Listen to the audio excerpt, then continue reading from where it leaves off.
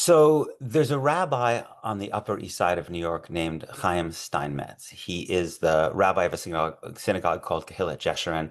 It's probably the most prominent Orthodox synagogue on the Upper East Side of New York. It's one of the most prominent Orthodox synagogues in all of New York, in fact, in all of America.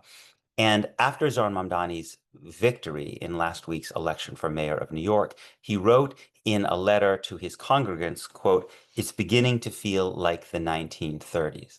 It's beginning to feel like the 1930s." He's not the only person who feels this way.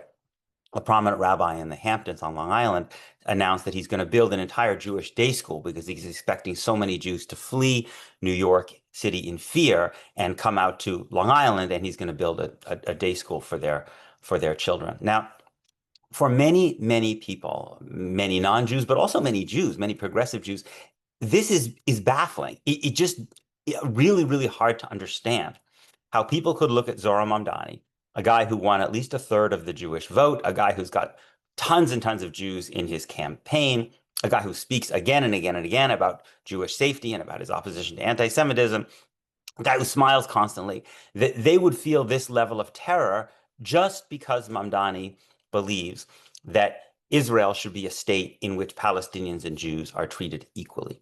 But it's important to try to understand the reason for this terror, which I think in many, many people cases is actually genuine. And it's also really important to understand that this kind of terror is not a particularly Jewish story. It's not a particularly Jewish phenomenon. I think it's important to emphasize that because the exceptionalization of Israel and Jews, I think, can lead to anti-Semitism.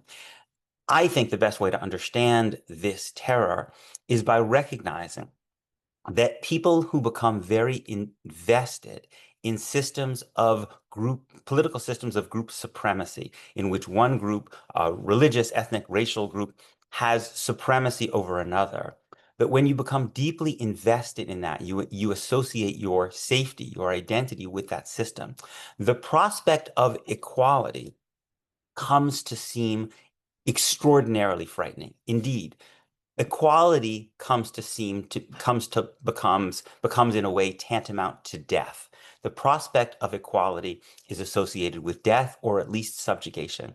And this is not particular to Jews who identify very, very strongly with the political system of the state of Israel. It's, I think, common to groups of people who become accustomed to a system of religious or racial or ethnic or group supremacy. So a couple of quotes actually from my book, Being Jewish After the Destruction of Gaza. In 1998, when the Good Friday Accords were signed, which gave Catholics equality in Northern Ireland, the Protestant leader Ian Paisley called the Good Friday Accords a prelude to genocide. In 1979, there was a poll of white South Africans which found that 84% of white South Africans believed that if there were a black government in South Africa, quote, the physical safety of whites would be threatened.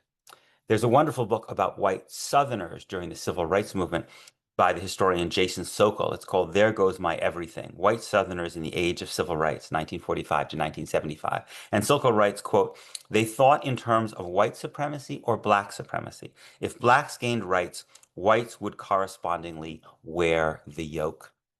This, I think, is what we see in the reaction to Zohar Mamdani. We see it among Jewish Israelis, but we also see it among Jews in New York and other places who are very, very strongly identified with Israel's political system.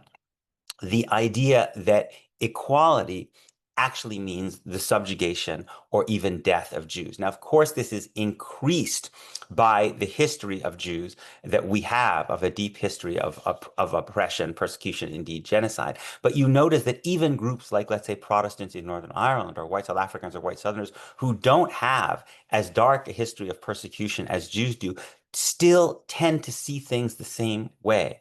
That they look at someone like Nelson Mandela or Martin Luther King or the Catholics in Northern Ireland, and they don't see people striving for equality.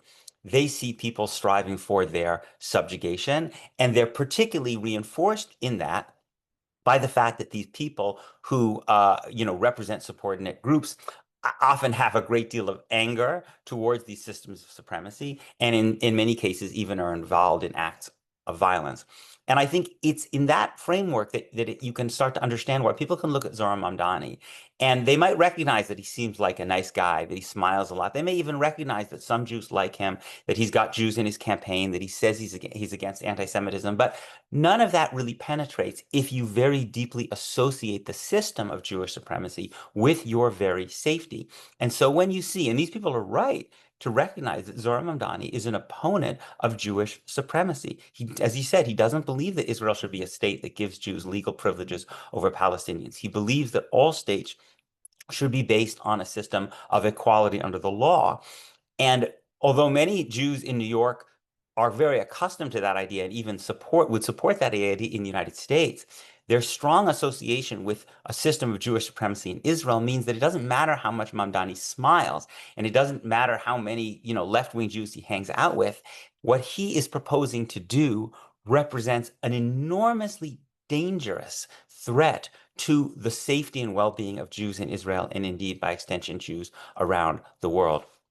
And unless one actually confronts this basic association of supremacy with safety and the association of equality with subjugation or death, I don't think you're going to be able to understand, not or effectively respond to statements like Rabbi Chaim Steinmetz, where he says New York is like Nazi Germany.